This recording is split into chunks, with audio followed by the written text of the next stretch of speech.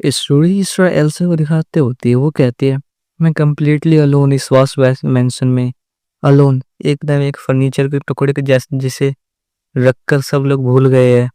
और इस ठंडी जगह में जहाँ मुझे कोई नोटिस नहीं करता, मैं कहीं बाहर घूमने के लिए नहीं जा सकती, यहाँ कोई जगह नहीं गर्म जहाँ मैं रह सकूँ, नो वे।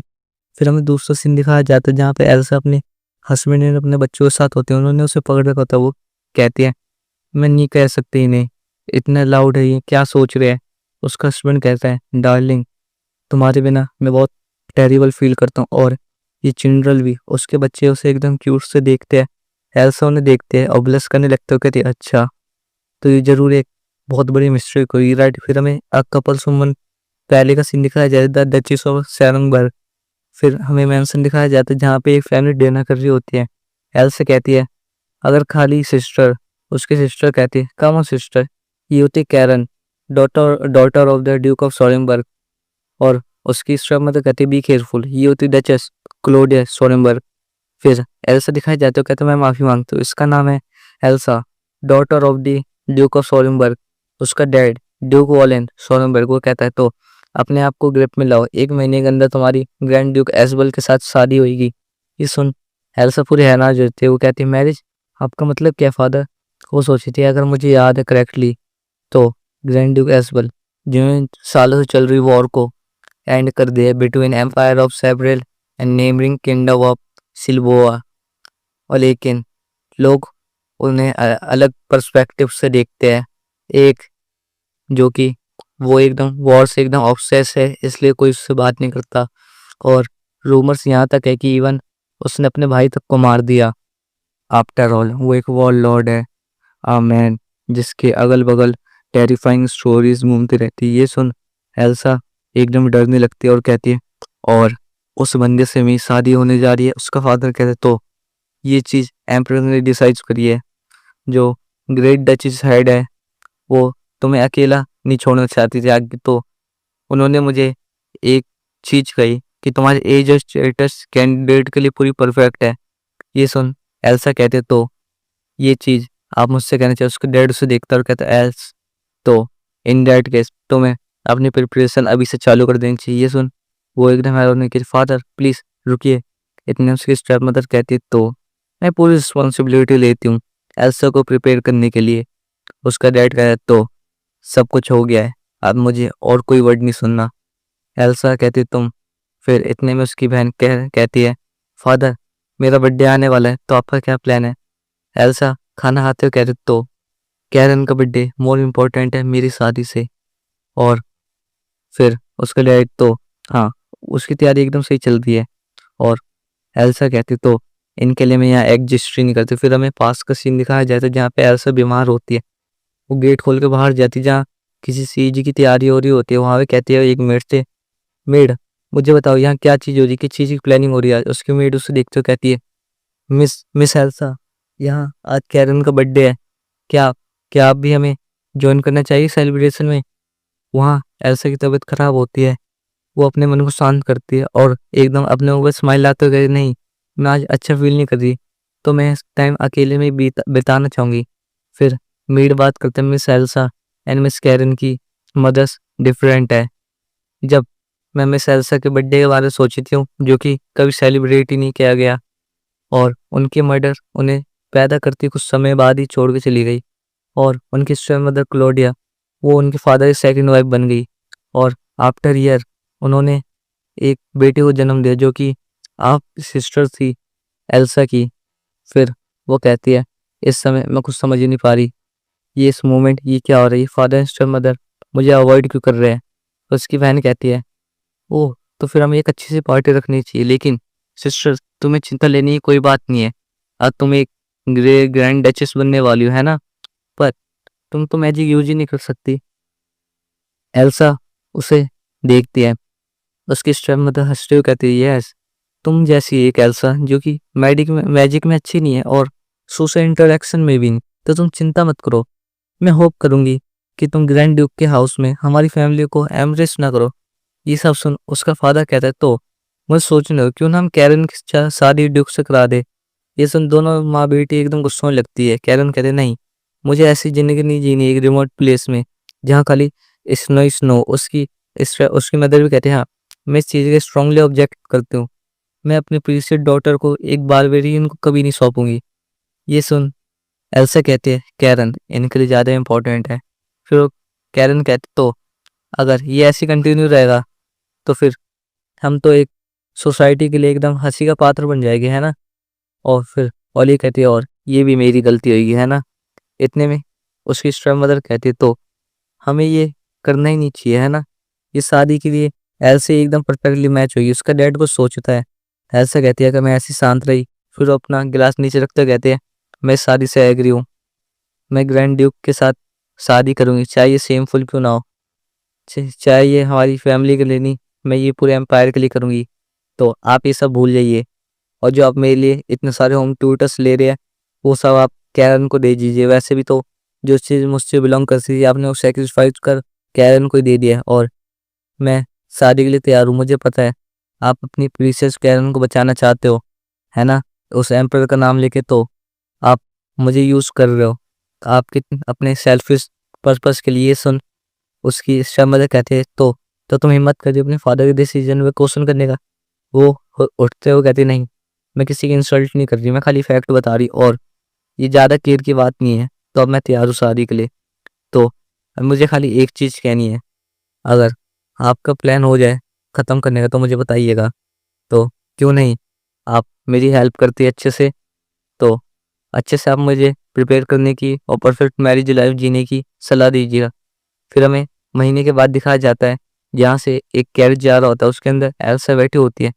वो कहती है, मैं सब कुछ नहीं कह पाई परफेक्टली, लेकिन एटलीस्ट ये टाइम तो मिल गया मुझे प्रिपेयर होने के लिए। फिर आगे एक मेड रो रही होती है। एल्सा कहती है, मार्सिया तुम रो मत, तुम्हारा थैंक यू मुझे इतना सपोर्ट करने के लिए। वो कहती है, माय लेडी। एल्सा कहती है, मैं मार्सिया को अच्छे से फेयरवेल भी नहीं दे पाई। ये उन ट्रस्टेड मेड में से आती है जो कि मेरा ख्याल रखती थी, और इसने मेरी हमेशा हेल्प करी। और अब मैं एक मैन को बेची जा रही हूँ जो कि वॉर से ऑब्सेस है। ये सब सुन वो एकदम डरने लगते हुए कहती है, उससे भी ज़्यादा मैं इतना सोच रही हूँ कि ये मैं एंसियस हो गई हूँ अब। लेकिन अपना घर छोड़ के जाना ये बहुत अच्छा प्लान था, जहाँ पे मेरी कोई इज्जत ही नहीं। मे भी अब मैं एक अच्छी गुड लाइफ बिल्ड करूँगी। फिर वो कैरिज से उतरती है, वहाँ पे उसे एक बटलर आए कहता है वेलकम। वो उसे देखता है और एकदम बच्चों जैसा मुंह बनाता है। ऐसा होते देखती है और कहती है, यहाँ बहुत सारी स्नो है ना, आज से मैं एक अच्छी ज़िंदगी जीऊँगी। फिर वहाँ से कैरिज चला जाता है। वो कहते हैं, तो वो कहाँ है? इतने में दो बच्चे पीछे आते हैं, कहते हैं तुम कौन हो? एल्सा पीछे देखती है। वो दोनों बच्चे उसे देखते हैं और कहते हैं, नहीं नहीं। एल्सा उन्हें देख के हैरान हो जाती है। वो कहते हैं, हमने तो नहीं सुना हिज ग्रेस ग्रैंड ड्यूक की शादी होने वाली। वो आके गेट को एकदम घेर लेता, कहता है, और इवन इफ अगर तुम जैसी कोई लड़की जो कि हमें अच्छी नहीं लगी तो फिर तुम यहाँ क्या कर रही हो? वो कहते हैं, क्या तुमने क्या कहा अभी? फिर वो कहते हैं, ये सोच क्या रहे कि मैं उसकी वर्दी नहीं हूँ? वो कहते हैं, तुम खाली एक फ्रॉड हो, तुम यहाँ से चली जाओ। वो कहती है, मैं यहाँ इतनी दूर से आई इतनी डिफिकल्ट सिचुएशन फेस करके, और तुम? वो कहते हैं, ये बच्चे हैं किसके?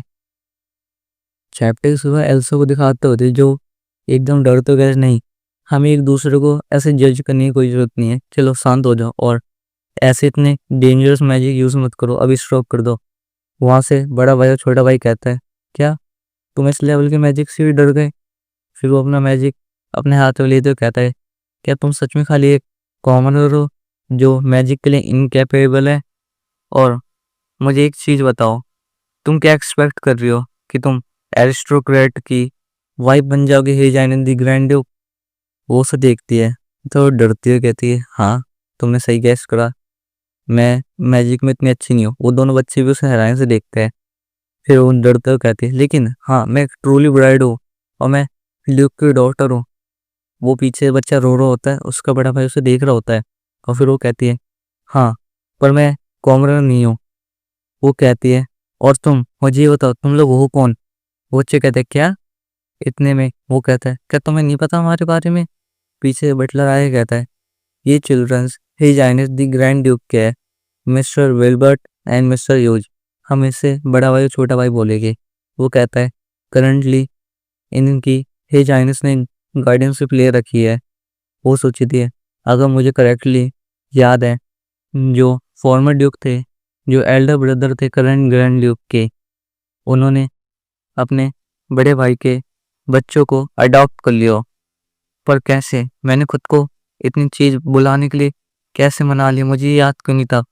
फिर वो कहती है तो इसका मतलब मैं इन बच्चों की एक अडॉप्टिव मदर हूँ। इतने में बच्चा अपना मैजिक चला देता है। वो कहता है डैम, एल्सा के गाल पे कट लग जाता है। वो भी ये देख हैरान हो जाता है। और फिर पहले उसे कुछ पता नहीं होता क्या हुआ। फिर वो अपने आप को लाती है, उसमें वो देखती है, उससे पता चलता है उसके गाल पे कट लगी। वो एकदम चिल्लाती ही, वो बच्चे भी एकदम डर रहे होते हैं। वो कहती है ये लोग मुझसे ज़्यादा सरप्राइज क्यों, चोट तो मुझे लगी है, इनकी गलती है, सब फिर भी इतना डर रहे हैं। वो उसे देखते हैं, पीछे वो छोटा वाला भाई रो रहा होता है और बड़ा वाला भाई अपने छोटे भाई को बचा रहा होता है। ऐसा कहते तो एल्डर ब्रदर अपने यंगर वन को प्रोटेक्ट कर रहा है, तो ये कुछ ज़्यादा ही परेशान हो रहा है, उसे लेकर चिंता में है। पर इनकी क्यूटनेस किसी भी कोइन को रोने के लिए बहुत है। फिर वो उन्हें देखती है अपनी मुट्ठी बीच के, फिर उनके पास जाके बैठते हैं, कहते हैं सब कुछ भूल जाओ अगर मैं तुम्हें डरा दिया हो। और बड़ा भाई उसे देखता है और फिर वो एकदम एल्सा हंसते हुए मुंह बनाते कि तो मुझे बहुत खुशी हुई आपसे मिलके। तो माय नेम इज़ एल्सा, क्या मैं आपका नाम पूछ सकती हूँ? वो दोनों भाई उसे देखते हैं। बड़ा वाले कहता है मेरा नाम बर्ट है और मेरे छोटे वाले भाई का नाम ह्यूज है। वो कहते ठीक है, मैं समझ गई, मिस्टर विल्बर्ट एंड ह्यूज। फिर वो कहते तो तुम्हें चिंता लेनी है कोई बात नहीं है, ये खाली एक छोटा सा स्क्रैच है। वो बड़ा वाला भाई ऐसा हाथ बोल देता है नहीं। वो उसे देखती है, वो कहता है ऑलराइट ठीक है, फिर उसका हाथ छोड़ता है और फिर वो बटलर को देखता है और कहता है सॉरी फॉर, तो तुम हमारे पीछे तक हमें फॉलो करो। वो कहते हैं इसकी कोई हमें मुझे कन्वर्सेशन की कोई ज़रूरत नहीं है। वो कहते हैं थैंक यू। पर पीछे बटलर कहती है yes mister Butler, mister Wilbert. वो कहता है मिस एल्सा, आपको उनके पीछे जाना चाहिए और मुझे माफ़ कीजिएगा वेट कराने के लिए। फिर हमें एल्सा दिखाई जाती है जिसका पूरी मरम्मत करती गई थी और वो एकदम खुद को देखते हुए कहती है यहाँ कोई चांस नहीं, इन्होंने कुछ ज़्यादा ही कर दिया। वो बटलर कहता है तो आपको ज़रूर यहाँ प्लेस में आके अच्छा लग रहा होगा, लेकिन जो मिस्टर विल्बर्ट है वो फिजिकली वीक है।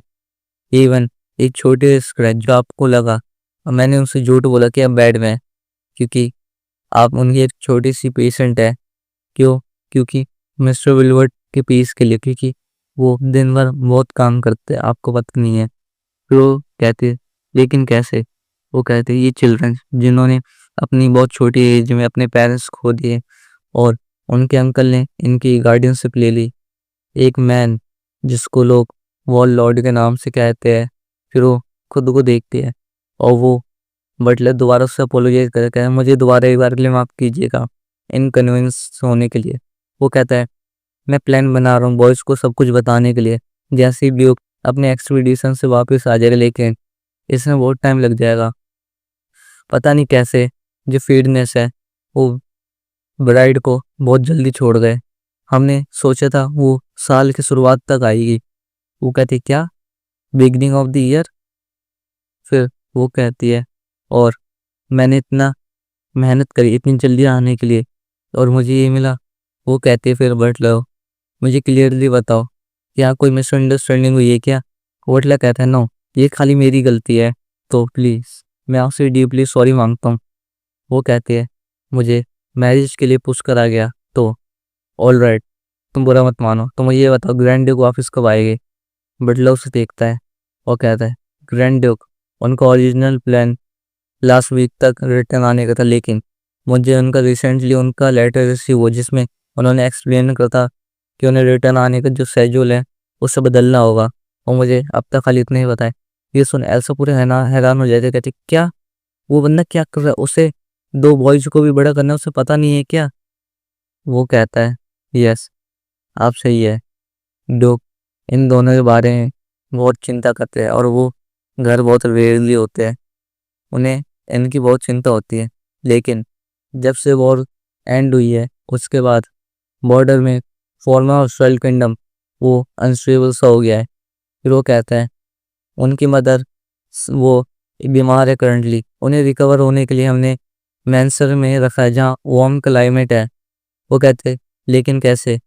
वो कहता है लेकिन जब वो अपने बच्चों को वास मैंसन में छोड़ के गए, फिर वो कहती अच्छा ये क्या?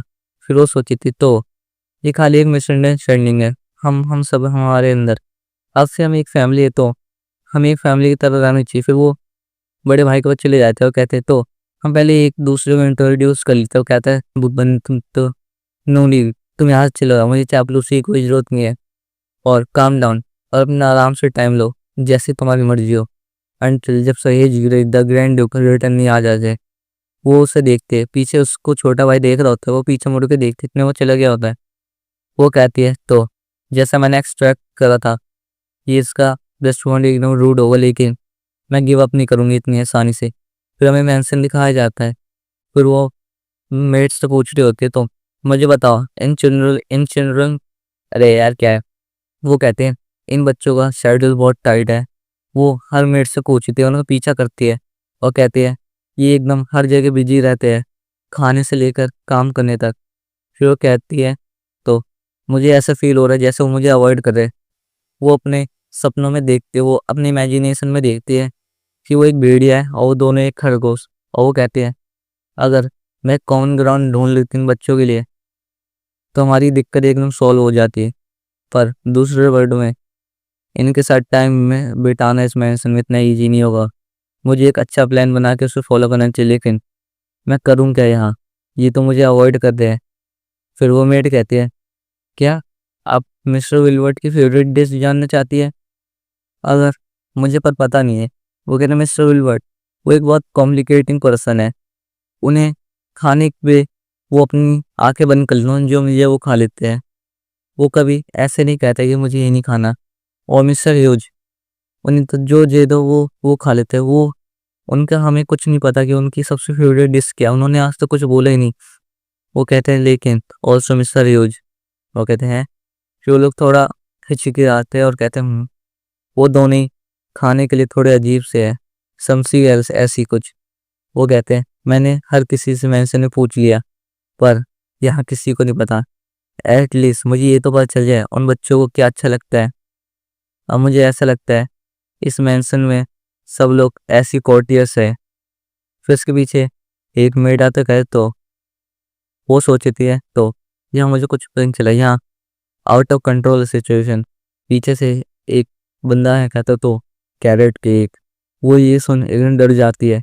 फिर वो अपनी इमेजिनेशन में इमेजिन करती है जो सर्वेंट जो इस हाउस में रहते हैं वो कितने एबनॉर्मल है, वो ह्यूमन मेजर से एकदम अलग ही है। आफ्टर ऑल ये एक वॉर लॉर्ड का घर है, तो यहाँ तो ऐसा होना ही था। फिर वो पीछे आके कहता है मुझे जहाँ तक लास्ट टाइम रिमेम्बर है, जो क्या कहते हैं उसे, जो बड़ा भाई है उसे कैरेट केक खाने का बहुत पसंद है। वो मीट कहते हैं एग्जैक्टली, लेकिन माय लेडी, पर जैसे ही उनके फादर मरे उन बच्चों ने अपनी डिजायर दिखाना बंद कर दिया। मुझे नहीं पता कि नो मैटर उन्होंने आखिरी बार कैरेट केक कब खाया था, लेकिन कैसे। फिर हमें वो बड़ा भाई दिखा जाए डैम इट। उसके बाद एल्सा आते हुए कहती है तो तुम मेरे से बात नहीं करना चाहते? वो कहता है मेरे को कोई चीज़ नहीं है तुम्हारे साथ बात करने के लिए। वो कहते हैं तुम कुछ ज़्यादा ही परेशान लग रहे हो क्या? स्टिल तुम एक चाइल्ड हो तो तुम्हें रेस्ट करना चाहिए और रिलैक्स हो जाओ। फिर उसकी तरफ अपना हाथ बढ़ाती है, उसका हाथ खींचते हुए कहता है दूर हो, स्टॉप, मुझे परेशान करना बंद करो। मुझे तुम जैसे किसी से बात नहीं करा, तुम्हें पता नहीं है मुझे ग्रैंड ड्यूक बनना है एक दिन, तो मुझे अपने गोल्स को अचीव करना होगा स्टडी करके। और तुम जैसी लेडी लेजी गर्ल जो एक मैजिक का यूज नहीं कर सकती उसके साथ मैं अपना टाइम वेस्ट करूंगा? ये सुन एल्सा के दिल को बहुत पर ठेस पहुंचती है। वो वहां से चली जाती है। वो सोचे तो फाइनली तुमने गिव अप कर ही दिया, आफ्टर ऑल ये कल भी दूसरों की जैसी ही है। फिर वो दोबारा से आती है और कैरेट केक लेके आती है और कहती है मुझे माफ़ करना वेट करानी हो। कहता है तुम दोबारा आ गई। फिर उसके सामने कैरेट केक रख देती है। वो कहता है कैरेट केक, इसका मतलब क्या है? फिर वो उसे देखता है, उसकी खुशबू लेता है, उसे बहुत अच्छी लगती है। ऐसा कहते हैं तो तुम एक बाइट निकालना चाहोगे? वो उसे देखता है और एक बाइट उठा के खाने लगता है। चैप्टर शुरुआत में हम देखते हैं जो बड़ा भाई होता है उसने कैरेट केक खा लिया होता है। एल्सा देख के बहुत खुश हो रही होती है। वो कहती है इसने खा लिया। और और उसका रिएक्शन भी कितना बढ़िया आ रहा है। फिर हमें दिखाया जाता है वो उसे देखती है और वो एक और पीस उठा के खाता है और फिर उठा के खाता है और फिर उठा के खाता जाता है और वो एकदम ब्लश करने लगता है। वो कहते हैं तो तुम्हें रिलीफ मिला? मैं डर रही थी कि तुम्हें कैसा लगेगा। वो कहता है ये कम्प्लीटली रॉन्ग है। फिर वो अपना मुंह मोड़ते हुए कहता है मैं खाली थोड़ा नॉस्टैल्जिया फील कर रहा था। वो फिर एकदम क्यूट सा मुंह बनाते कि तो तुमने कोई चीज नोटिस करी? फिर वो कहता है क्या तुम्हारी फेस को क्या हो गया? वो कहता है सब कुछ तो सही है। आफ्टर ऑल कैरेट केक ये बहुत लवली और डिलीशियस है ना?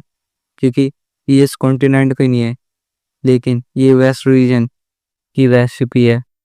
तो मैंने डिसाइड करा कि मैं लूसोवॉइड रीजन की रेसिपी यूज करूँगी। वो कहता है लूसोवॉइड, आई गेस ये तो हमारा बॉर्डर एरिया है, लूनामोन है ना? तो तुमने ये अननोन रेसिपी यूज डिसाइड क्यों करी? फिर वो कहते हैं बिकॉज ये क्लारा का बर्थ प्लेस है। वो ये सुन कहता है मदर, हाँ तो तुम्हारा कुछ गुड मेमोरी है तुम्हारे माइंड में? वो कहता है नॉट एट ऑल। फिर वो कहता है मेरी मदर बहुत ड्राई केक बनाती थी, थोड़ा सा वो अच्छा स्वाद करता पर वो एक अच्छी कुक नहीं थी। फिर ऐसा कहते हैं क्या ये मुझे कॉम्प्लीमेंट दे रहा है? फिर वो बताती है इवन थॉट मेरी जो मदर थी बहुत रेयरली कुक करती थी। समटाइम वो बेक करने का डिलीशियस केक बहुत ट्राई करती थी, लेकिन फिर ऐसा कहते तो वो जरूर तुम्हारी परवाह करती होगी विल्बर्ट।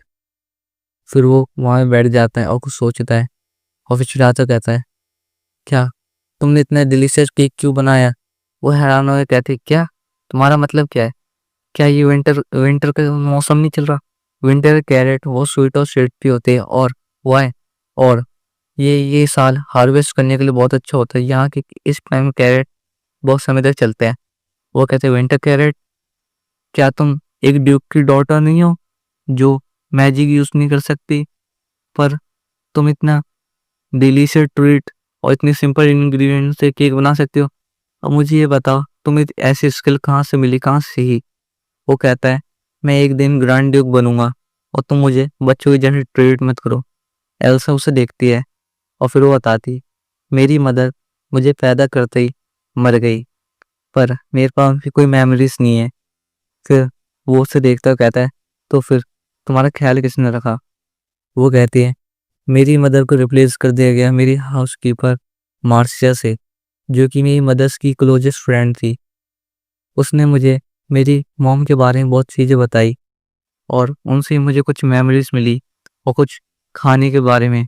मैंने उनसे ही कैरेट केक बनाना सीखा। और वो कहता है मैं अंडरस्टैंड कर सकता हूँ तुम झूठ नहीं कह रही, लेकिन ये अच्छा नहीं होगा कि तुम्हें सारे काम अपनी फैमिली के सर्वेंट में छोड़ देने चाहिए। वो कहते हैं उनके पास बहुत सारे डांस कोर्सेज है, तो मैं नहीं चाहती कि वो डिस्ट्रैक्ट हो। तो मैंने अपनी सेल्फिश विशेस के लिए उन्हें परेशान करना सही नहीं समझा। वो कहते लेकिन मेरे पे लॉट ऑफ फ्री टाइम था, क्योंकि जो मेरे ट्यूटर्स थे वो मेरी छोटी बहन को दे दिया गया। फिर बड़ा भाई कहते तो इसीलिए तो मैजिक यूज नहीं कर पाती।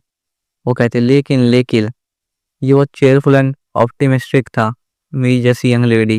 वो कहती है इवन इफ मेरे पास थोड़ा सा टाइम था पीएस और उनके साथ खेलने के लिए। वो कहता है ये कितना टेरिफल है, उन्हें तुम्हें कैसे ट्रीट करा? वो कहती है मैं ट्राई कर रही हूँ इससे पॉजिटिव लेने का, पर ये तो फिर कहता है इन द एंड तो तुम स्टिल तुम्हारे पास अच्छी मेमोरी तो है, तो मुझे माफ़ करना। वो कहता है नहीं इसकी कोई ज़रूरत नहीं है। फिर उस ब्लश करते कहता तो क्या तुम मेरे लिए दोबारा से केक बनाओगी? ये सुन एल्सा का एकदम क्या कहते हैं एकदम क्यूट रिएक्शन आता है।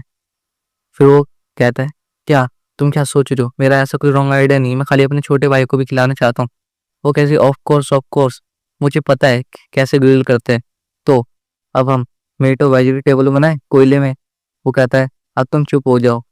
वो कहे थैंक टू दिस इस लिटिल लॉर्ड के साथ मेरी कुछ दोस्ती तो हुई। फिर वो क्या कहते हैं जा रहे होते हैं मैंसन से, इतना नहीं जाऊँगा मैं। वो उससे कहते हैं लॉर्ड वेलवेट गुड मॉर्निंग। वो बंदा उसे इग्नोर करके ही चले जाता है। उसकी आत्मा मतलब उसके शरीर छोड़ जाए, क्या इसने मुझे इग्नोर करा। फिर वो कहती है उस दिन से मुझे रियलाइज़ हुआ कि मैं जब भी उससे मिलने जाती, वो मुझे हरदम अवॉइड कर देता। वो कहती है कि यही मेरी किस्मत से दोबारा, मुझे तो खाली एक फैमिली चाहिए थी। फिर वो कहीं जा रही होती है, उससे आवाज़ आती है क्या ऐसे नहीं ऐसे नहीं। फिर गेट के पास जाते हुए कहती है क्या यहाँ पे क्या हो रहा है। वो कहते हैं विलवर्ड क्या वो अपने छोटे भाई के साथ टाइम स्पेंड नहीं कर रहा। हमें दिखाया जाता है वो नीचे स्वॉर्ड मैन की प्रैक्टिस कर रहा होता है। फिर वो गेट खोले कहती है तो यार कुछ करने को नहीं है, तो मैं थोड़ी देर यहाँ पे देख ही लेती हूँ। वो अंदर देखती है, अंदर छोटे वाले भाई का जो ट्यूटर होता है वो कहता है क्या तुम कुछ भी कर रहे हो जो तुम्हें चाहिए। वो छोटा वाला भाई एकदम से देख के डरने लगता है। एल्सा उसे देखती है, वो उस पर कहता है तो मैं तुम्हें हर चीज़ एक्सप्लेन कर दी और तुम्हें एकदम छोटे बच्चे के जैसे सिखा दिया थी, लेकिन मैं बिलीव नहीं कर पा रहा कि तुम एक लो लेवल का मैजिक तक यूज नहीं कर पा रहे, कि तुम आइसबल फैमिली से नहीं हो जो कि कुछ भी कर सकती है, पर तुम कुछ नहीं सीख पा रहे। वो बच्चा वहीं पे बैठ के रोने लगता है। वो कहता है ये बहुत हार्ड है कि तुम्हारे लिए अंडरस्टैंड करना। तुम तो फ्यूचर के हेडिंग टुवर्ड बनने वाले, तो अगर तुम एक छोटी अपोलोजाइज भी नहीं कर सकते तो तुम्हारी ये छोटी सी मिस्टेक बहुत बड़ी बन जाएगी। इससे तुम तो ना सीख पा रहे हो ना तुम्हें ये पता है कि अपोलोजाइज कैसे करते हैं। तो प्रैक्टिकली तुमने अपने सारे सोशल स्किल्स लॉस्ट कर दिए। एल्सा उसे देखते हुए कहती है वो बात नहीं कर सकता। वो कहते हैं यू प्रोबेबली स्टिल तुम्हें नहीं पता तुम क्या करो, लेकिन थ्रू आउट ये पूरा entire empire and grand duchess वो तुम्हें सपोर्ट करते हैं और तुम्हारी फैमिली अरिस्टोक्रेट ने उनसे प्रॉमिस कर रखा है। तो इस रेट में क्या तुम एक डिसग्रेस नहीं बन जाओगे इस फैमिली के लिए। मेरे हिसाब से तुम्हें टीच करना एक लेसन, तो मुझे अपने हाथों को डर्टी करना ही होगा। वो ऐसा कहती है मैं ये बिलीव नहीं कर सकती एक बच्चों को ऐसे ट्रीट कर रहा है। तो ये एक बच्चे को जो बोल नहीं सकता उसके ऐसा कर रहा है यूज, वो भी एक छोटा सा बच्चा है। फिर वो कहते हैं नहीं। फिर वो देखते हैं अगर एक स्ट्रेंजर अंदर कदम रखता है तो ये और प्रॉब्लम करेगा। दिखाया जाता है वो ट्यूटर छोटे वाले भाई का खिलौना ले देता है। वो कहता है तो अब ध्यान से सुनना। वो अपने खिलौना लेना चाहता है, वो रो रहा होता है। वो कहता है ये तुम्हें एक नोवेल में सूटेबल नहीं करता कि तुम एक टॉय के साथ खेलो। फिर हमें दिखाया जाता है वहाँ पे रो रहा होता है। हम देखते हैं एल्सा कहते हैं मैं यहाँ ही एकदम खड़ी होके देख नहीं सकती ये सब।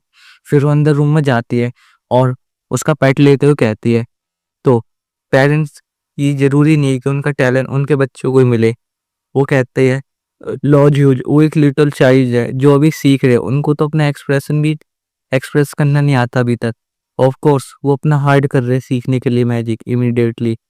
तो इस कंट्री में तुम उसे ब्लेम कर रहे हो जो कि इनकॉम्पिटेंट है, पर इसकी लर्निंग प्रॉब्लम तुम हो, तुम्हें पता है। वो कहता है लेकिन मैं क्या कर सकता हूँ। वो कहता है क्या। वो कहते यू आर नॉट वर्दी, तुम इस बच्चे को नहीं पढ़ा सकते। फिर वो कहते गेट आउट हियर, अभी जाओ यहाँ से। वो कहता है तो ये चीज़ थी जो मैं कर सकती थी यहाँ। वो कहता है मैं नहीं समझ पा रहा कुछ भी कि तुम हमारे लेसन को इतना ख़राब क्यों कर रही हो, और तुम हो को एनीवेज। क्या तुम कोई स्ट्रेंजर हो तो अभी तुम यहाँ से निकल जाओ। वो उसे उसका टॉय देते हुए कहते हैं मैं कोई स्ट्रेंजर नहीं हूँ। वो कहता है तो कौन। वो कहते हैं because I am the grand duchess and the mother of this children. फिर हमें दिखाते हैं पीछे से कोई आ जाता है। वो दोनों पीछे देखते हैं, पीछे क्या है ग्रैंड ड्यूक आ गया होता है। ही जॉइन द ग्रैंड ड्यूक, आप आ गए। एल्सा पीछे देखती है, हम देखते हैं एल्सा पीछे देखते पीछे ग्रैंड ड्यूक आ जाते हैं। वो कहती है ग्रैंड ड्यूक मेरा मतलब क्या, इससे पता चल गया सब कुछ मेरे बारे में। वो एकदम कंफ्यूज होती है। वो कहता है तुम कौन हो। वो एकदम डरने लगती है, कहती है मैं इतने में पीछे टूर रखा है। मैं पर्सनली किंग के द्वारा भेजा गया हूँ यहाँ पे लिटिल लिटिल ड्यूक को सिखाने के लिए। मैं ग्रेट एम्पायर सैंड्रिक्स से आया हूँ as a tutor for Hughes. मैं मैं तुमसे बात नहीं कर रहा। फिर वो कहता है मैं तुमसे बात कर रहा हूँ। फिर एल्सा डरते डरते कहती है मैं भी यहाँ मैजिस्ट्री के ऑर्डर से आई हूँ। और मैं इतना श्योर नहीं हूँ कि मैं क्या आंसर दूँ यहाँ। फिर वो कहता है तो हमें यहाँ बात करनी होगी। तो वो कहती है तो ग्रैंड ड्यूक, तो उससे पता है हमारे ब्रोकर के बारे में, अगर वो करता है तो ये कैसे जाएगा फिर। वो कहती है मैं ऐसे चुप नहीं रह सकती। फिर कहती है कौन, बोलो कुछ बोलो, तुम बोलो। इतने अपना हाथ खड़ा करके मेरा नाम एल्सा है। वो उसे देखता है, वो एकदम एम्ब्रेस हो जाती है। फिर पूरे रूम में कुछ टाइम के लिए एकदम शांति। फिर कोई कहता है द ग्रैंड ड्यूक, पीछे से बड़ा वाला लड़का आता है, वो कहता है वेलकम होम। ये होती है तमीज। उसे देखता है, कहता है डियर। वो देखती है और वो एल्सा को देखता है, फिर कहता है वेल डन। फिर एल्सा डरने लगती है, वो पीछे उसकी तरफ देखती है। वो बंदा उसे देख के शर्मा के अपना मुंह मोड़ लेता है। वो कहती है तो यहाँ सब कुछ खत्म। फिर वो ड्यूक को देखती है, ड्यूक एकदम गुस्सा करने लगता है। वो कहते तो अब मैं कुछ ज़्यादा सस्पिशियस हो रही हूँ, है ना। फिर रूम में दोबारा से ऑकवर्ड सिचुएशन हो जाती है। फिर वो कहते तो अब मैं क्या करूँ। फिर हमें दिखाया जाता है वो छोटे वाले लड़के को देखती है, वो भी डर के खुद को पकड़ रहा होता है। कहता है राइट। तो फिर वो कहते तो अब मैं डिसाइड कर लिया, अब मैं आगे स्टेप लूंगी, तो अब मेरे में कोई जगह नहीं है डरने के लिए। फिर वो ड्यूक को देखती है, ड्यूक भी उसे देखता है और फिर ग्रेट करते कहते तो ये हमारी पहली मीटिंग है, तो मैं मैजिस्ट्री के ऑर्डर से आपके यहाँ वाइफ बनने के लिए आई हूँ योर हाइनेस। मेरा नाम एल्सा है and I am the daughter of Duke Valensornberg. वो कहता है तो मैं इतना श्योर नहीं हूँ कि हमें तुम्हें मेरी वाइफ बनने के लिए फॉर्मेलिटी करने की ज़रूरत है, तो अब मुझे बताओ तुम यहाँ क्या कर रहे हो। वो कहती है मैं समझ सकती हूँ सब कुछ परफेक्टली, लेकिन ये रिजल्ट है एक स्पेसिफिक सिचुएशन का। वो कहता है एक स्पेसिफिक सिचुएशन। वो कहती है हाँ, ये ट्यूटर जो कि छोटा लड़का है उसे इन अप्रोप्रिएट मैनर से बात कर रहा था। उसके रिजल्ट में वो एकदम ओपन एग्रेसिवली लॉर्ड ह्यूज को डांट रहा था। छोटा वाला भाई वो बड़ा वाला भाई और ड्यूक उससे देखते हैं। वो कहता है क्या, मोर ओवर मैं वो ट्राई कर रहा था यंग लॉर्ड के एक्सपेंसिव शौक को बर्बाद करने का, तो इसके प्रेजेंट है मैंने अपने आप को ग्रैंड ड्यूक की जगह रख के उन्हें रोका। तो फिर वो देखता है छोटा वाली जगह, छोटा वाला उसकी तरफ उंगली करता है। फिर हमें दिखाया जाता है वो टूट कहता है मैं इसमें मेरी कोई गलती नहीं है। फिर ग्रैंड ड्यूक उसे देखता है, वो कहता है योर हाइनेस ये खाली एक गलती है, ये यंग लॉर्ड अभी बहुत छोटे है और लैक मैच्योर है, तो इसलिए मैं थोड़ा एंग्री हो गया इनमें और ये मेरी स्ट्रिक्ट डिमांड थी। फिर अचानक से ड्यूक पूरे कमरे में बर्फ जमा देता है। एल्सा पूरे वहाँ देखती है, वो छोटे वाले बच्चे के पास से खड़ा होता है और कहता है तो तुम क्या कहने की ट्राई कर रहे हो। वो कहता है इतने में उसका पैर जम गया होता है। वो कहता है तो तुम यहाँ होम में ऑलरेडी आ गए हो और अब तुम कोई हेल्प करना चाहते हो। वो छोटा वाला बच्चा भी उसे देखता है और फिर वो डरता है और फिर वो उसकी गर्दन पकड़ लेकर है तो तुम रेडी हो अपनी जॉब खोने के लिए। एक किलर ट्यूटर तुम्हारे जैसा उसकी यहाँ इस घर में कोई जगह नहीं है। वो उसे बाहर फेंक देता है। वो कहता है तो निकलो यहाँ से और अपने आप को मेरे पास दोबारा कभी मत दिखाना। फिर हमें दिखाया जाता है वो वहां से भाग के चले जाता है। ऐसा सोचती है इसने सब कुछ ऐसे फरोज कर दिया, चाहे वो उसका अलाइस हो या एनिमी। ये कितने टेरिफाइंग ड्यूक है। फिर दिखाया जाता है उसके पास आके उससे ग्रीट करता, कहता है थैंक यू आपकी हेल्प के लिए। वो कहती है आपका मतलब क्या है। वो कहता है तो हमें बात करने की जरूरत है, लेकिन पहले हमें फॉर्मेलिटीज निभा लेनी चाहिए। फिर हमें दूसरा सीन दिखाया जाता है जो एल्सा होती है वो वेडिंग ड्रेस में होती है और उसकी शादी हो रही होती है। फिर वो कहते तो उसका मतलब शादी था, कंसाइडरिंग ये ग्रैंड ड्यूक रिटर्न आया है इतने दिनों बाद, तो अब हम मेरे लिए एक दूसरे से बहुत बिजी रह गए और अभी तक इन दी एंड वो मुझसे अब शादी करना चाहता है। लेकिन अपार्ट फ्रॉम डैट फिर वो अंदर जाते हुए कहते हैं आज के लिए इम्पोर्टेंट ये है कि आज के दिन पोलर नाइट है। और फिर हमें बताया जाता है और एम्पायर एंड ग्रैंड डचेस जो वर्शिप करते हैं सन की, जो पोलर नाइट है उसे कंसाइडर करा जाता है एक ऐसा सिंबल निराशा का, और इसे हमें वीक करना होगा क्योंकि अगर हमने इसे वीक नहीं करा तो ये पावर ऑफ सन गॉड को वीक करता जाएगा। लेकिन हमने ग्रैंड डचेस ने कहा है जो पोलर नाइट लास्ट 4 मंथ हुआ था, तो उस दिन जब मेरी जन्म हुआ और मेरी मदर बनी, वो अब तक का पूरे हिस्ट्री में सबसे बड़ा पोलर नाइट था कैपिटल में। फिर वो अंदर अपनी वेडिंग के लिए जाती है चर्च में, अंदर वहाँ पे ग्रैंड ड्यूक होता है। फिर कोई कहता है ब्राइड एंटर कर रही है, हम देखते हैं वो वहीं पे फिसल के गिर जाती है और वो उसे देखती है और फिर खड़े होती है और फिर कहते हैं मैंने कभी नहीं सोचा था कि मुझे ऐसे देखेगा एक ग्रेट मैन जिसका मैजिक एकदम अमेजिंग है आफ्टर ऑल।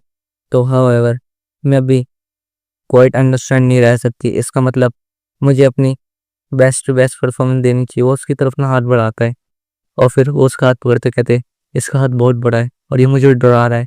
और फिर वो लोग एकदम वहाँ डांस करने लगते हैं और फिर वहाँ फादर ही कहता है S will royal the groom, तो तुम अपनी बीमारी और अपनी क्या कहते हैं हेल्थ को, तो तुम कसम खाते हो तुम ब्राइड के साथ हमेशा रहोगे, एल्सा सोरेनबर्ग के साथ। वो कहता है हाँ मैं कसम खाता हूँ द ब्लू ऑफ सन की। फिर वो कहता है एल्सा सोरेनबर्ग द ब्राइड, क्या तुम अपनी बीमारी और अपनी तबीयत की कसम खाती हो कि तुम हमेशा ग्रूम एसवल रॉयल के साथ रहोगी। वो कहती है हाँ मैं कसम खाती हूँ शाइनिंग सन की, मैं हमेशा हिज हाइनेस की सेवा में हमेशा रहूंगी। फिर हमें दिखाया जाता है उन सारी हो गई, तो कहते तो अब मुझे देखने दो कि ग्रैंड शो जो मैजिक है वो एकदम कम्प्लीटली हम भूल गए पोलर नाइट के बारे में। जो कहते हैं तो हमें क्लियरली सब कुछ बात करने की जरूरत है, हमें कोई प्लान की कोई जरूरत नहीं है प्रेजेंट करने की और फ्यूचर में। फिर वो सो जाती तो मुझे इन्हें बताना चाहिए कि प्रेजेंट में मेरा हस्बैंड उसकी मेरे वेडिंग नाइट के बारे में, तो मुझे सब कुछ पता है तो मैं ये सब मैनेज कर ही लूँगी। फिर हमें नाइट का सीन दिखाया जाता है जो कि मैं एक्सप्लेन नहीं करूँ तो अच्छा है। फिर हमें दिखाया जाएगा ग्रैंड ड्यूक होता कहता है क्या तुम ही क्या कर रही हो। वो दोनों एक दूसरे के ऊपर होते हैं और यहीं पे चैप्टर खत्म होता है। तो इस चैप्टर शुरुआत में देखते हैं एल्सा और ग्रैंड ड्यूक दोनों एक दूसरे के ऊपर होते हैं। ग्रैंड ड्यूक कहता है तुम क्या करना चाहती हो। एल्सा दिखाई जाती है वो खुद हैरान होती है, उन दोनों के बीच एकदम ऑकवर्ड सिचुएशन होती है, वो उसे देख एकदम ब्लश करने लगती है। इतने में हमें दिखाया जाता है फिर कुछ टाइम पहले का सीन जहाँ पे जो एल्सा होती है वो बेड पे बैठी होती है, ग्रैंड ड्यूक अंदर आता है, वो भी अंदर आराम से बैठी होती है। वो एक दूसरे को देखते हैं और फिर वो अपनी मट्टी बेचती है और कहती है थैंक यू आपको बहुत बहुत वेरी थैंक यू। वो उसे देखता है और कहता है मैं सच में कोई नहीं करा, तो मैं थैंक्स करने की कोई नीड नहीं है। वो उसे देखती है और वो कहता है मैंने तुमसे शादी इसलिए करी क्योंकि मुझे मजिस्ट्री ने ऑर्डर दिया था एज योर हस्बैंड, और मैं तुम्हारी पोजीशन जो वाइफ की मैं उसकी रिस्पेक्ट करता हूँ हर चीज़ की, और मैं इंश्योर करूँगा कि तुम्हें इस मैंसन में कोई दिक्कत ना हो। वो कहते हैं थैंक्स यू। फिर वो कहते हैं तो ये एक जेंटलमैन है, वो उसके बारे में कुछ और ही समझ रही होती है पहले कि वो लोगों को मारता है, पर ये तो एक जेंटलमैन निकल गया। फिर वो कहता है हाँ मैं ये मोमेंट मेरे को इंटेंशन नहीं है अभी के लिए कोई चिल्ड्रन बनने का, ठीक है। वो उसे देखती है और फिर हंसते हुए कहती है हाँ मैं एग्री करती हूँ, आफ्टर ऑल तुम्हारे टाइटल के जो इनहेरिटेंट है वो ह्यूज और विल्बर्ट है ना। वो कहता है हाँ खाली ये रीजन नहीं है। कहते तो क्या। वो कहता है तुम मुझसे किस तरह का अफेक्शन या प्यार की कोई उम्मीद मत करना। वो उसे देखती है और एकदम फिर डर जाती है और फिर उसे देखता है, उसे फिर इग्नोर मार देगा और कहता है आई एम सॉरी।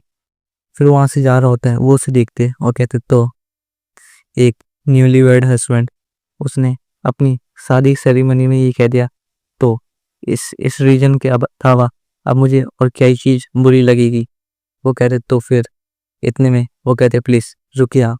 वो रुकता है और कहता है तो तुम्हें और कुछ भी बात करनी है, कुछ कहना है। वो उसके पास आता है, वो आगे जाए खड़े होती है, वो कहते तो आप भी उन दो बच्चों के बारे में सेम फीलिंग रखते हैं। वो उसे देखता है और फिर वो कहते तो अगर इसी तरह आपका उन बच्चों के साथ एटीट्यूड रहा और कोल्ड, तो जैसे आप मेरे साथ है तो ये बहुत ख़राब होगा। वो कहता है मैं अपनी ड्यूटी एक फादर के तौर पर फुलफिल कर रहा हूँ। वो कहते हैं तो आपका मतलब क्या है। आपने इनकम्पेटेंट ट्यूटर को रखा एक ऐसे बच्चे के लिए जिसे अभी ढंग से बात करनी भी नहीं आती।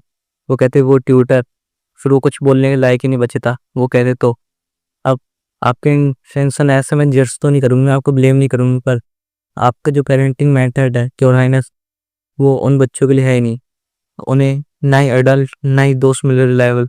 मैं उन बच्चों के लिए बहुत बैडली फील करती हूँ और मैं आपको सजेस्ट करूँगी कि आप उन्हें चिल्ड्रन फैसिलिटी या ऑर्फन एज में भेजिए। ये इम्पोर्टेंट रहेगा कि उन्हें कभी अकेलापन ना हो और आप अपनी फादर रिस्पॉन्सिबिलिटी ढंग से नहीं निभा पा रहे। वो कहती है अगर नहीं तो मैं उन बच्चों को रेस करूँगी, ये इंपॉर्टेंट थिंग होगी मेरे लिए फिजिकली एंड ब्रिंग वो एक सपोर्टिव एनवायरनमेंट में तो रहेगी, प्रॉपर एजुकेशन के साथ वो उसे देखता है। और फिर वो कहते इवन बिना किसी प्यार के मैं स्टिल एक ग्रेट डचेस तो रहूँगी।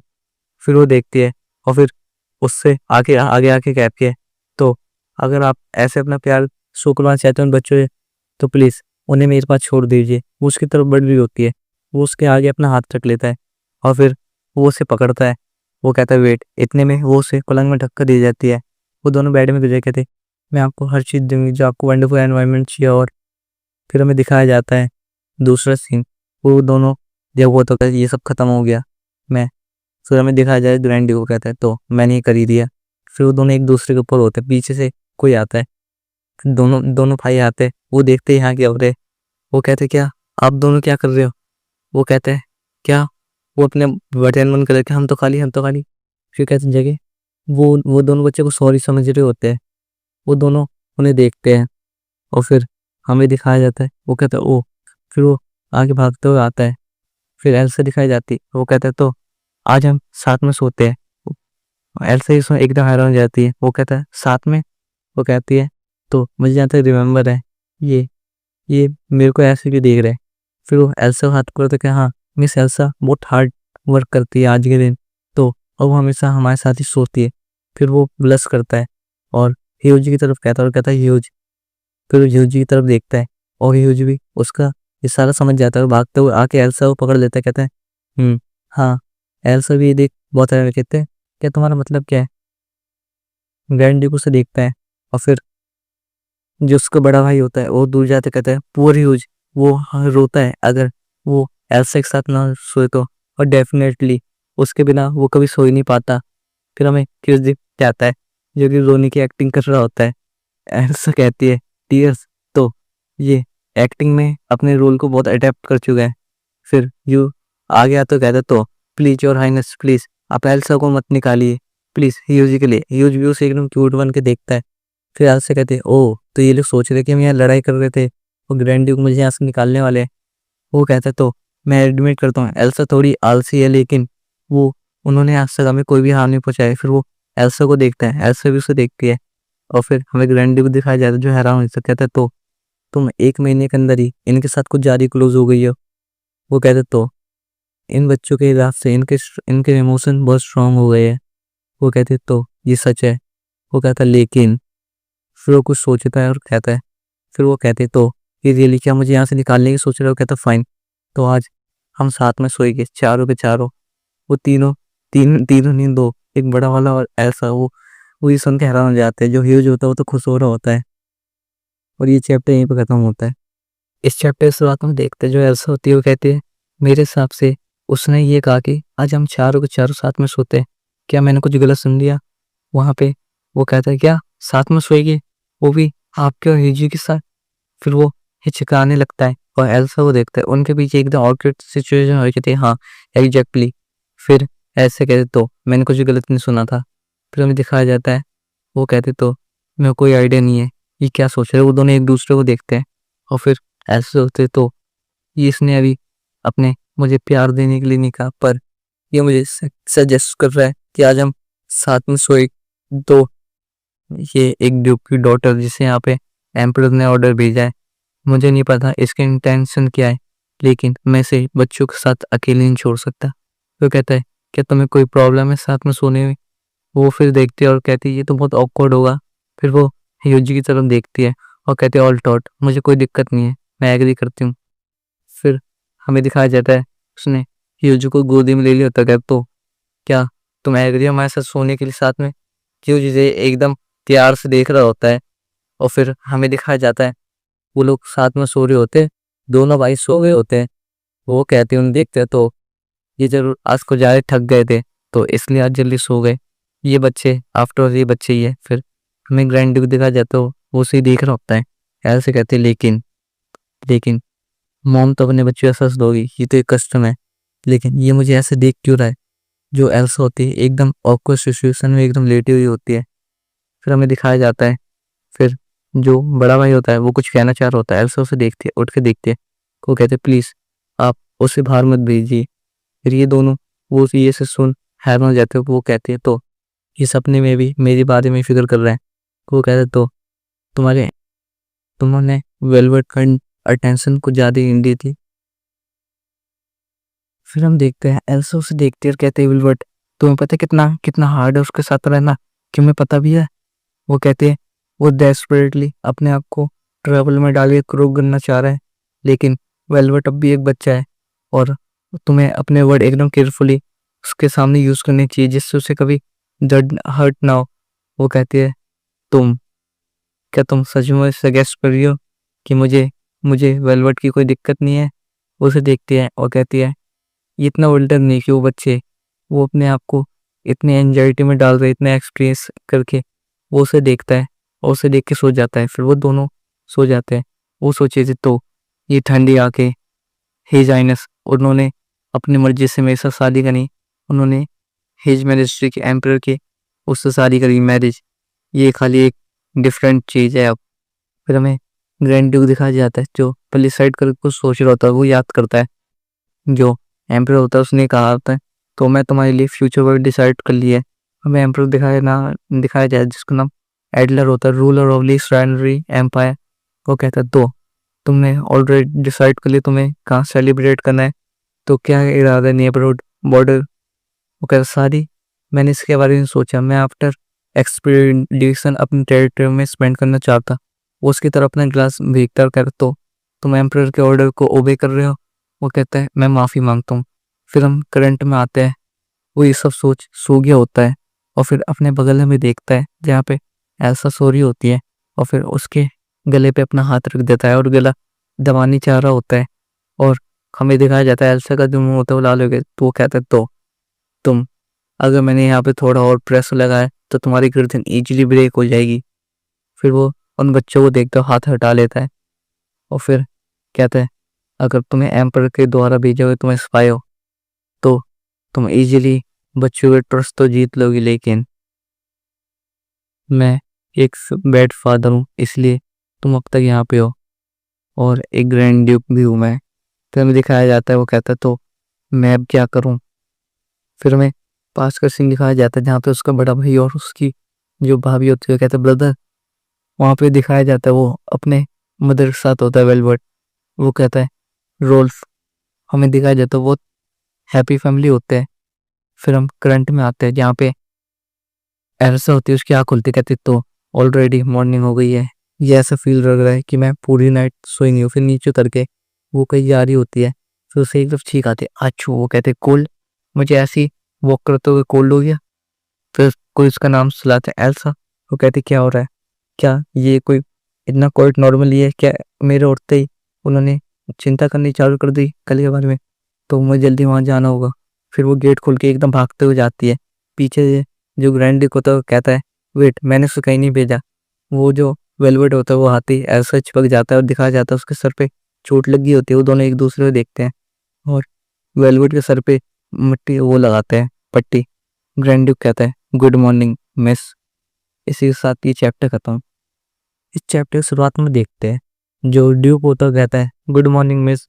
जो बड़ा लड़का होता है वो उन दोनों को देखता है और कहता है मिस, इसका मतलब ड्यूक उसे देखता है और फिर क्या कहते हैं क्या नाम है इसका, एल्सा की तरफ अपनी मंडी करके कहता है थैंक यू हमारे मेरे बच्चों को कंटिन्यूसली सपोर्ट करने के लिए। मैं बहुत खुश होऊंगा और आपको मैं इस रोल से ज़्यादा ग्रेट डचेस के रोल से ज़्यादा अपने हमारे बच्चों के लिए मदर एक्सेप्ट करता हूँ।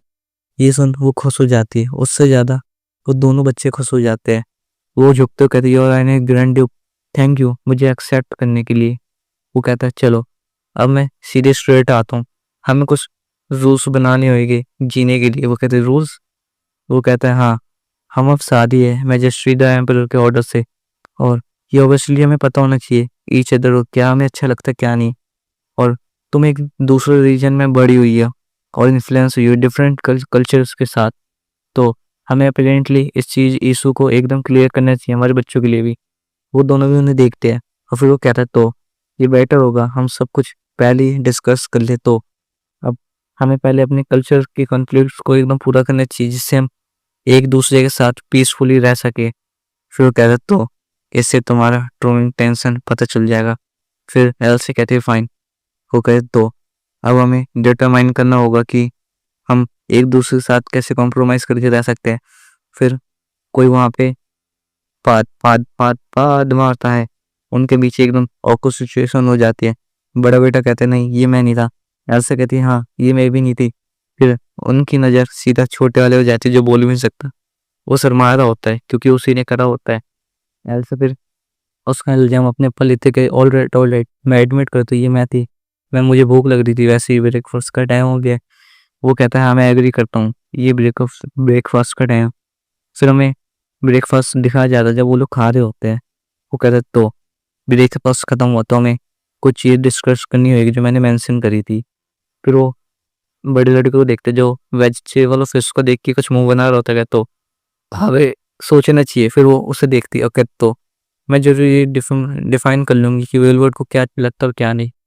फिर ड्यूक कहता तो बिफोर हम रूल बनाए हमें एक दूसरे के प्रॉब्लम को आइडेंटिफाई करना चाहिए। वो कहती हाँ। वो कहती पहली पहली कंडीशन ये है कि हमें लाइफ के सराउंडिंग घूमना होगा। फिर उसे एकदम छींक आती है। वो कहते तो तुम्हें कूल हो गया है क्या, ये रेगुलर टेम्परेचर अच्छा नहीं है रूम का।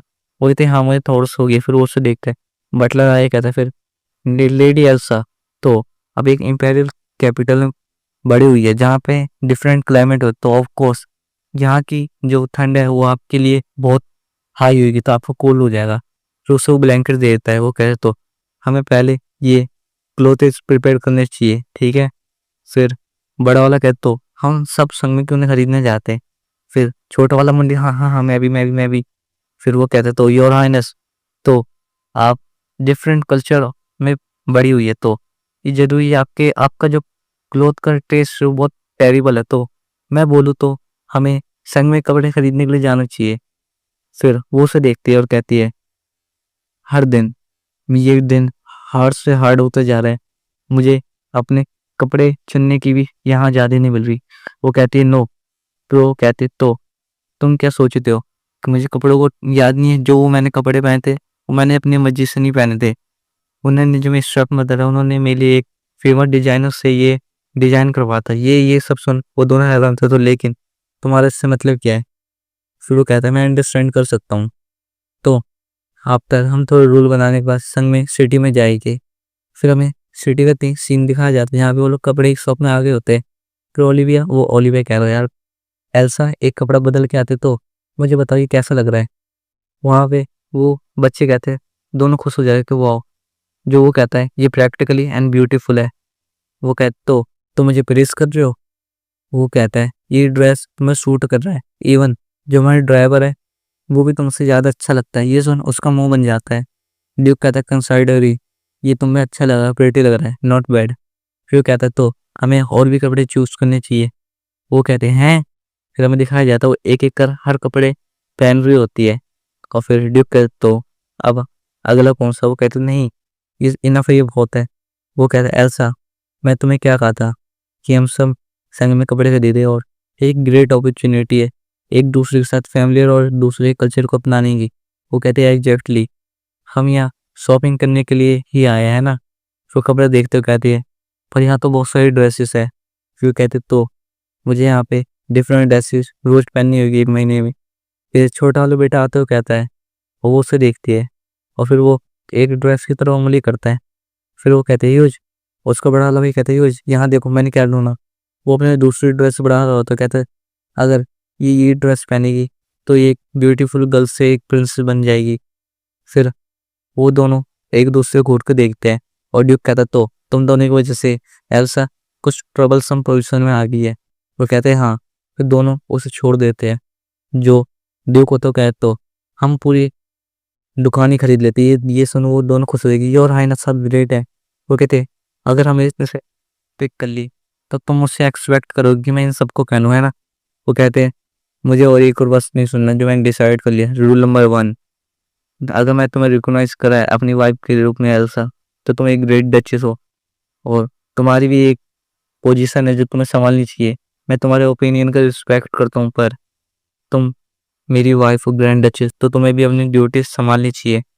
वो कहता है इस फल से अब तुम्हें पूरे घर की रिस्पॉन्सिबिलिटी लेनी पड़ेगी और मैं तो मीटिंग में होता हूँ तो तुम्हारे पास अपॉर्चुनिटी है कि बच्चों से क्लोज आनी हो कहते तो फिर अपने मैक्सिमम एफर्ट लगाना है new mister of the house बनने। वो कहती है हाँ। फिर हमें दिखाया जाता है वो सोचता है कि ये फाइनेंसिस में बहुत अच्छी है, ये एकदम इनक्रेडिबल है क्योंकि ये क्वांटिटी से ज़्यादा क्वालिटी दिखती है। ऊपर से मैं ये यकीन नहीं कर पा रहा कि ये एक ड्यूक की डॉटर है, लेकिन इसके इमोशन एकदम प्योर है और सिंसियर, इसे कोई भी इजीली अंडरस्टैंड कर सकता है। और फिर वो कहता है और इसके बिहेवियर एकदम अनयूजुअल है। फिर वो उसे देखते हो कहता है तो आप क्या क्या कहना चाह रहे हैं। वो उसे देखता है और ब्लश करने लगता है। वो कहता है नथिंग, अपना मुंह मोड़ लेता है। फिर कहता तो अब हमें हेड पीस पिक करने के चलना चाहिए। दोनों बच्चे तो खुश हो जाते हैं पर जो एल्सा होती है उसकी पूरी दुनिया अलग ही होती है। फिर हमें दिखाया जाता है वो एक एक कर हर जगह से सामान खरीदते हैं और खरीद के फिर वापसी मेंशन में आ गए होते हैं। एल्सा कहती है फिर एल्सा मेंशन में जा रही होती है और कहती है मैं बहुत थक गई हूँ, इतनी शॉपिंग करके मुझे पता नहीं था कि एग्जॉस्ट हो जाते हैं। मे बी ये बिकॉज इतनी सारी एक्टिविटी करने के लिए हो वजह से होगा कि मेरी कमर टूट गई। वो कहते हैं अगर मैं सोचूं तो ये बहुत थकाने वाला था क्विकली इतनी जल्दी हो गया, पर लेकिन एटलीस्ट मैंने एक सेपरेट रूम पाने मैनेजमेंट तो कर लिया। फिर ग्रैंडी हुआ था रूल नंबर 2, एल्सा चिल्ड्रंस के साथ सोएगी अगर वो चाहे तो। और फिर हाउएवर एक वीक में हम एक मैरिज को प्रसंग में एक रूम में सोएंगे अपनी रिपोर्ट और जॉइंट डिस्कस करने के लिए। वो कहती तो उसने मेरे को कहा कि एक बार हमें एक साथ सोना होगा रिपोर्ट करने के लिए। तो मुझे बहुत बुरा लगा पर ये ऑल राइट, ये मेरे लिए एक अच्छा दिन तो हुआ। फिर हमें कोई लेडी दिखाई जाती है, फिर वहाँ पे आते तुम लेट हो सिस्टर। इसी के साथ ही चैप्टर खत्म होता है।